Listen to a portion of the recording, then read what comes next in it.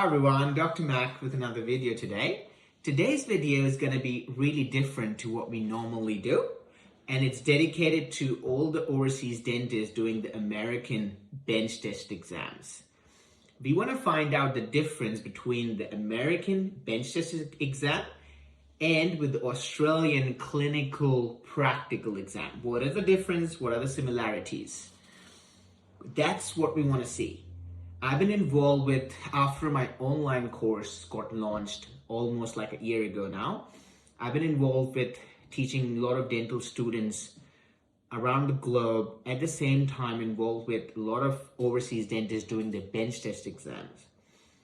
Last 12 months I realized that a lot of similarities. So that's what I thought it's a good idea to do a video, informative video for all the people doing the American bench test exams.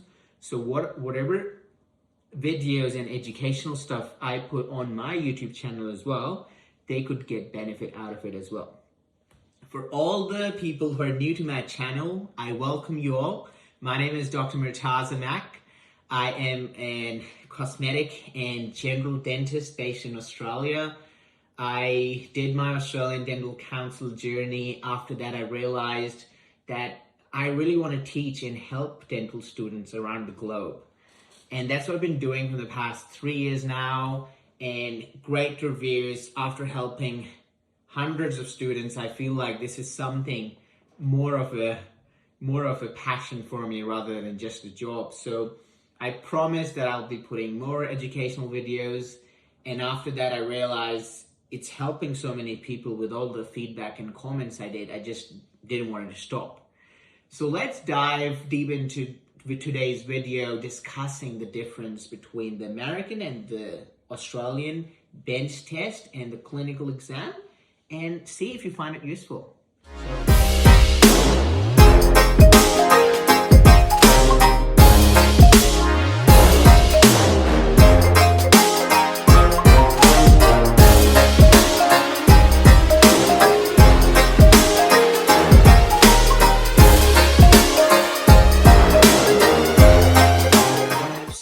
The two things that everyone should know.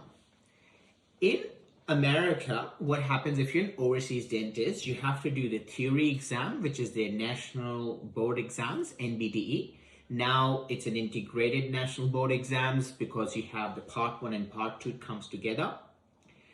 In Australia, you also have a theory exam, which is the part 1 exam for the Australian Dental Council exam. It's divided into single part. There's no two parts to it, but you have 4 papers, and basically similar to the integrated exam that you have in America now, the national boards clinically and the part 1, part 2 is combined together. It's pretty much like that, which is covers your theory aspect.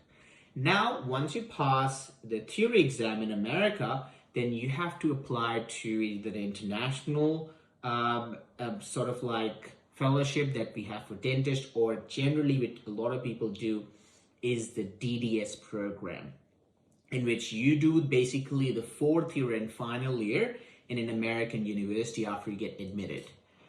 Now, in the bench test exam in America, you will notice it's not as tough, I would say, or not as high level compared to an Australian exam, because you are going to do the 2 years DDS. They want to see and assess your skills, and on that basis, they want to admit you to their program. You're going to repeat the 4th year and final year, the 2 years, then you graduate along with their dental students as well.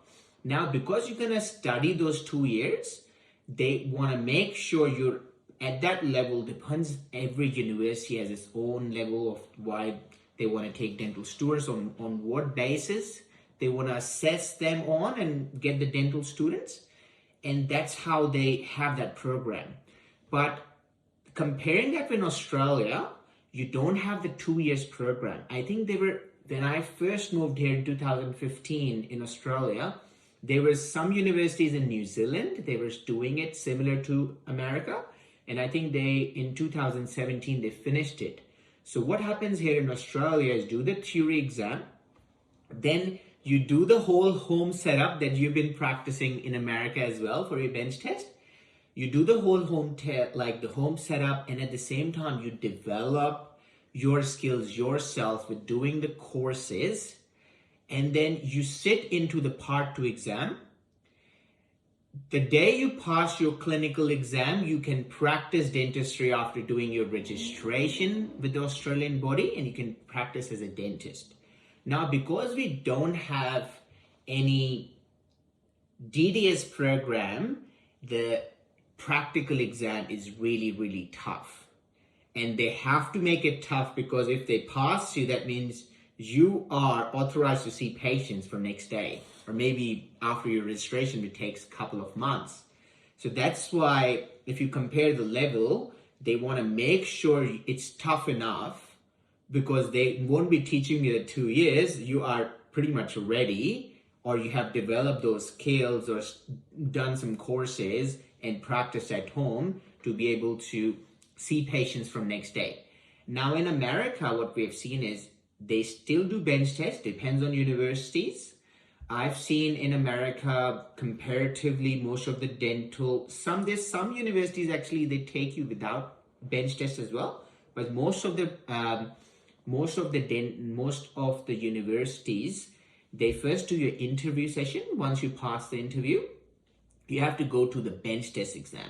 Now, compared to all the universities, I've seen University of Washington has the toughest bench test exam.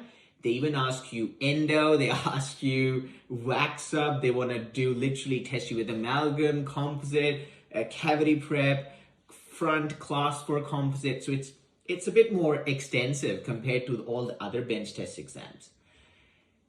When you see Australian practical exam, you have pretty much 2-day exam, in which the first day, what you do is you have a basically OSCE and communication exam, in which they give you 10 different scenarios.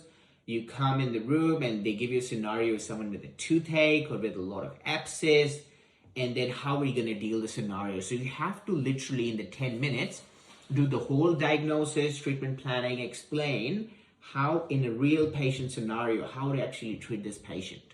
And because they want to assess it in a way, if you're ready to see patients the next day, all right? So we have 10 scenarios like that. There are 4, which is basically the technical hands-on session, in which you go to a scenario and they want to administer local anesthesia on a mannequin, giving you the ideal scenario or the complicated scenario in which you have to apply. So you have to choose the local anesthesia, show them the whole infection control protocols you'll be following, like in a clinical scenario. Then you have something, rubber dam, some hygiene scaling. You can have fisher seals. So basic to advanced, they mix it up, 10 scenarios. It can be pretty much anything. First is the communication and the technical OSCE day. The second day is completely hands-on technical day, in which they can give you anything. They don't tell us at all. You can get anything from rubber dam to a gold crown, to a porcelain fused to metal crown, to all ceramic crown, to endo access, to amalgam, to composite, to cavity prep. Literally everything comes in the exam. So previously there were 12 tasks or 13 tasks. These days you get 6 tasks on the second day, because the first day they've divided for the communication and the technical. So it's quite an extensive exam. Someone who can pass that exam pretty much, they mean they are ready, or they have developed their skills in a way to be practicing dentistry the next day. Now in America, because they have the DDS program, they again are a bit more lenient comparatively. Again, as I said, University of Washington, they're quite extensive, but most of the universities, they're quite lenient with the program.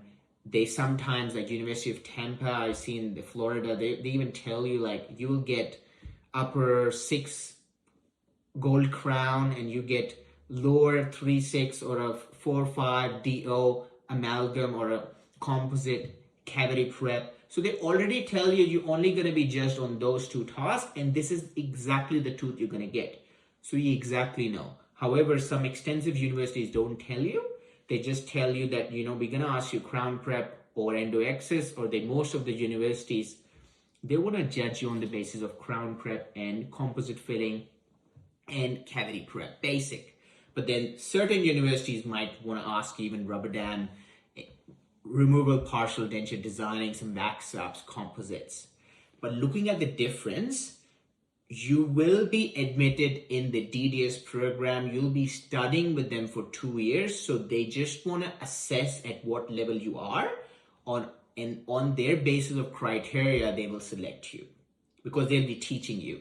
Certain times they want to even see if you're teachable or not. So it's a lot of, that's why they do interviews and they want to see your personality, not just your skills. On that basis, they pick you. In Australia, as soon as you pass the exam, you can work as a dentist, and that's why sometimes a lot of people say why your pass rate in Australia is so low and why people are like crying that they can't pass the exam for 5-6 years, because you have to be that good, because if you pass you can practice dentistry. So they have to be really brutal in who they pass, because if you don't justify the criteria, they can't allow you to practice dentistry because you're not going in the 2 years program whether you'll be teaching you. Now, looking at the difference, I've been telling this since 2017. A lot of people listened, a lot of people not, but now when I compare it, I can tell everybody. You have to be open about it. A lot of people listen, a lot of people don't listen, but just think yourself. You're mature enough to understand. Couple of things you need to understand is a crown prep. If I say a crown prep in Canada or Australia or UK or in Pakistan or in Brazil, anywhere in the world is done the same way. You cannot tell me that an all ceramic crown is done differently in Canada and I do it differently in Australia. No, it's done similarly anywhere in the world. What you have to understand is these exams, they're theoretical-based clinical exams. That means you have that textbook knowledge you can apply into the practical experience and show them that you are capable enough to have that mindset to treat their patients and be able to absorb that knowledge and showcase them that you are teachable enough, or you can showcase your knowledge to be able to treat their patients. Now, if I say one of the universities in the bench test is asking me is you have to do an all ceramic crown on tooth number 1-6. Now in Australia, another difference is we use the FDI numbering, which is 1-6, 2-6. In America, they use mostly universal. So everyone's telling me tooth number 16 or tooth number 3. And I'm like, what are they talking about? So it's the numbering difference. So if I say 1-6, basically I'm doing the FDI numbering system. So if someone says that you'll do a crown prep or tooth number 3, let's say universal, if I know how to do a crown prep, even if it's in America or in Canada or in Australia, or it's a bench test exam or the Australian clinical exam, it's done the same way. So how can I say that let's study differently for the American bench test and let's study differently for an Australian exam? Doesn't make sense, right? And that's what I've seen as well. A lot of people doing my teaching and coaching, after that, they were like, your videos helped us so much. For our exam, they did a lot of bench test tutorials from different dentists as well. But then they said, your crown prep video makes a lot of sense. And it really helped them. Now, a lot of time I've seen whoever you pick for your teaching, everyone I've seen is generally really good. And that's why they're teaching. I never say this one's good or this one's bad. Everybody has a different teaching style. And whichever teaching style suits you, you should just pick them. All right? But what we need to understand is an endo-excess is done. And the reason I'm doing this is generally because they ask you the top tooth, they want to assess you the indirect vision. So an endo-excess on a top tooth is done differently anywhere in the world. So if we do the basic concept and apply it, theoretical-based practical knowledge, and apply it in your exam, if you learn from anywhere in the world and you know the right concept, theoretical-based clinical knowledge, and you apply it in the exam, works for you. if you see the grading criteria and they give you a specific criteria, what measurements they want for the cavity prep, the box, the flaring, what measurements they need for the crown, they're telling you. Now, if someone has learned the crown prep in the right way, if I say I've learned a gold crown and they tell me to do all ceramic crown, instead of 0.8 millimeter or 0.9 millimeter, they ask me to do a 1 millimeter margin, or instead of a 1 millimeter occlusal reduction, they ask me to do a 1.5 millimeter occlusal reduction, easily done.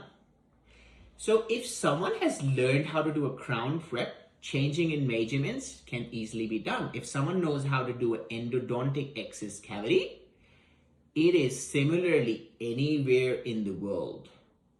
If you see a putty video, how to take a putty impression and use it for your provisional crown and use it for your helping with the reduction of your crown preps, it's same anywhere in the world. So do not worry about where you're getting the teaching from. Just need to understand whoever is teaching you or wherever you get the learning from, it should be theoretical based, practical knowledge that you can apply.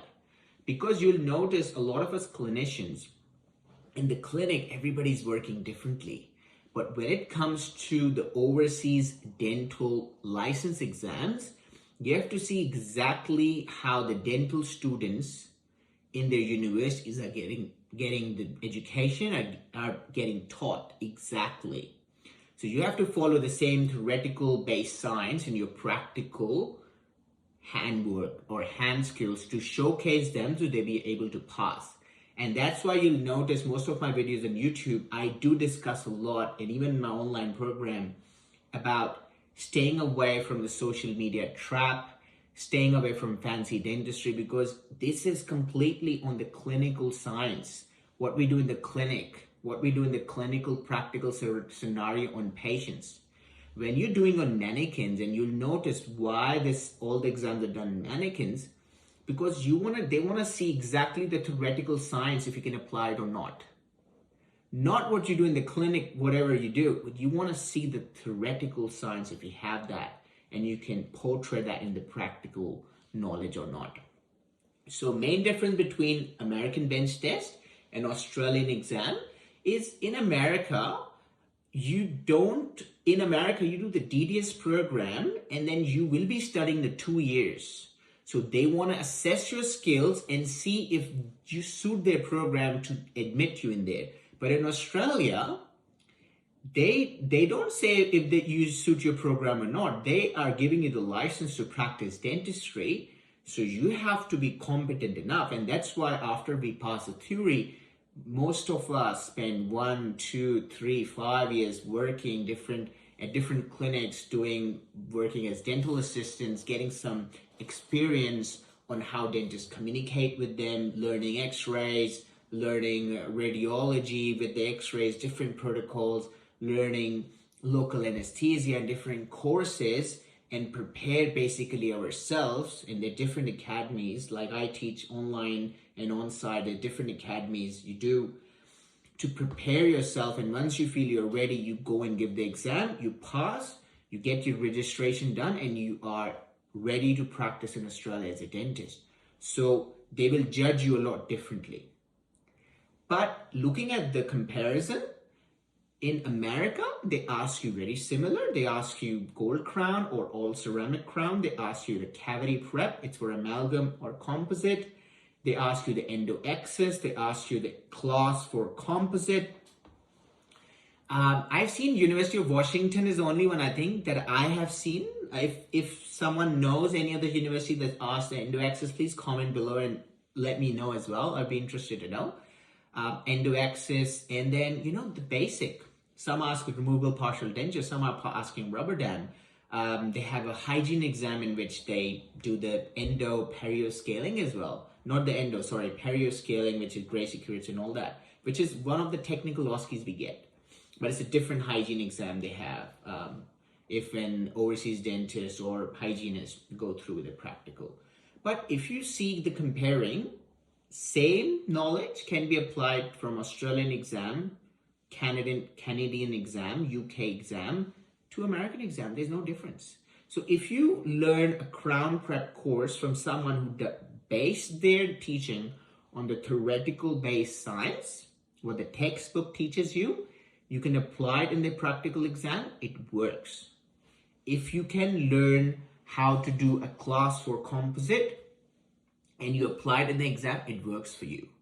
So tomorrow, if you get a teaching from someone and people are worried that, oh, actually it's for an American bench test exam, do not get stressed too much. If you know how to do a gold crown or all ceramic crown, if you do it in America or tomorrow you sit in the Australian exam, you can pass both the exam if you know the right way. So do not be worried. Like if someone's getting a education or knowledge from someone overseas, if they know it, you will be fine. If you have studied with the right mentor and right guidance, you'll be fine. Not necessarily that you have done with someone who's in Australia or in America teaching the exam on the same pattern. Now, a lot of times there's some courses in America which a lot of people prefer, and I would do the same, to be honest, psychologically, because someone has already done that exam. But these days that I've seen is a lot of times you want to pick a mentor whose teaching style you suit, who understand the teaching style, what is coming in the exam. It works for you. So this is a bit of a difference that I want to just advise everybody so they can understand as well. Similar tasks are coming. We get almost, say, about 6 and then 10, which is 16 tasks in total out of the 2 days. In American exam, you get 3 or 4 or 6, depends on the university, because you're going to the DDS program. So it's out of the 16, you get 4. So comparing the 2 exams, very similar pattern, very similar knowledge, very similar way that you will practice with the bench test, sort of like equipments at home with the motor. Now, in America, there's different universities. So some use Columbia to teach, some use Kilgore, and the mannequins and stuff. So that's different. However, I always suggest one thing, that if you know how to do a crown prep, and tomorrow you just practice on Kilgore teeth, and might be a bit soft or a bit hard compared to Columbia, but the basic science remains the same. So tomorrow, if someone tells you, oh, your PFN may be wrong, just tell them, why would my PFN be wrong? Because my crown prep anywhere in the world will be the same. Endo-axis would be the same anywhere in the world. They just want to make sure it fits to your grading criteria and it's following the theoretical based practical knowledge. So this is the difference, in my opinion, out of the 2 exams, and does correlate. If you like the video, share it with someone who might be able to benefit from it. If you have questions about my online program or questions about the American bench test exams or any knowledge that you'd like to share with me, please comment below. I'd love to know. And we'll see you all in the next video.